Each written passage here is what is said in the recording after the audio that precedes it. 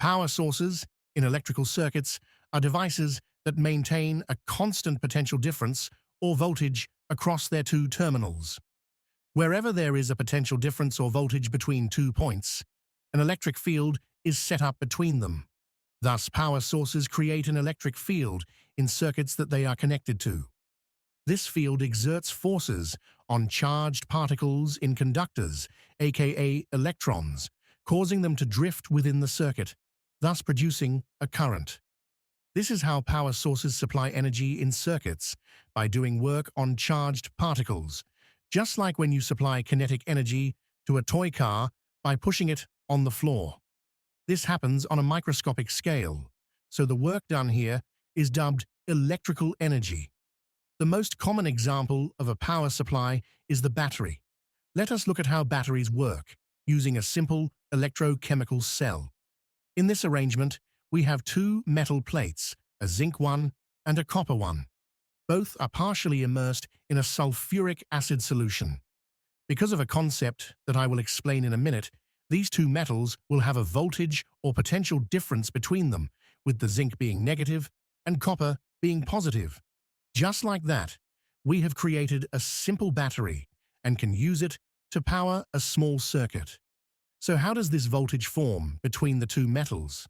The potential difference between two metals in a solution occurs because of their different tendencies to lose or gain electrons. This is known as their electrochemical potential.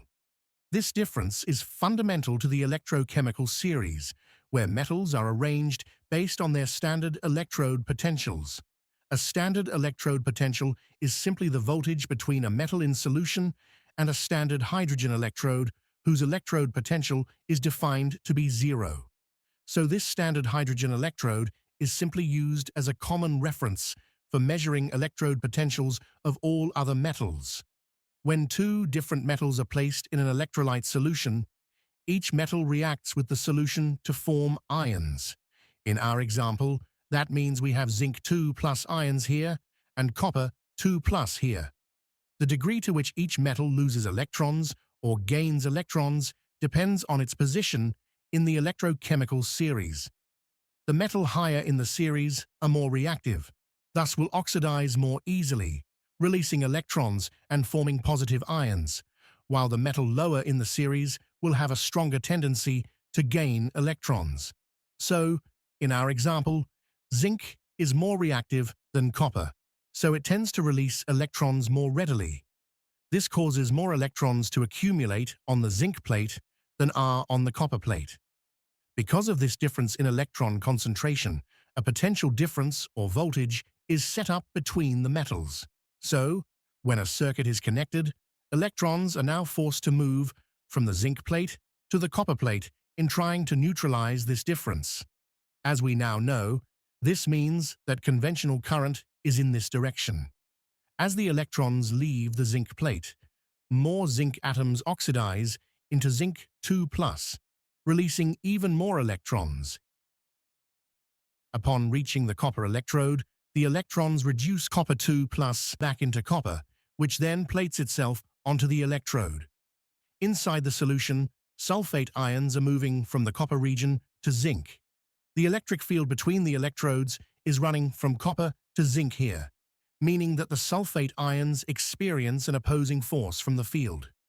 These ions move in opposition to the field because in doing so, they engage in chemical reactions that yield more energy than it costs them during the move. How this happens has to do with quantum mechanics. So, the electrical energy being produced by the battery is coming from the chemical energy released during the reactions happening in the solution.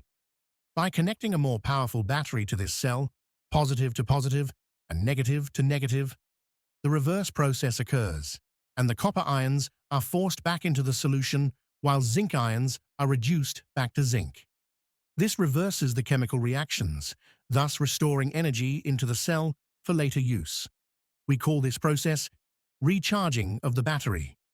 This is the working principle in car batteries, but they use lead and lead oxide electrodes instead of zinc and copper. In electrical circuits, a battery is represented by this symbol, with the larger bar being the positive terminal. Batteries can be connected in series, with alternating positive to negative connections to yield a higher voltage output. The resulting voltage is the sum of all the voltages of the individual batteries. When batteries are connected in parallel, this increases the current capacity or operating time of the battery. That's it for the basics of batteries. Thank you for watching.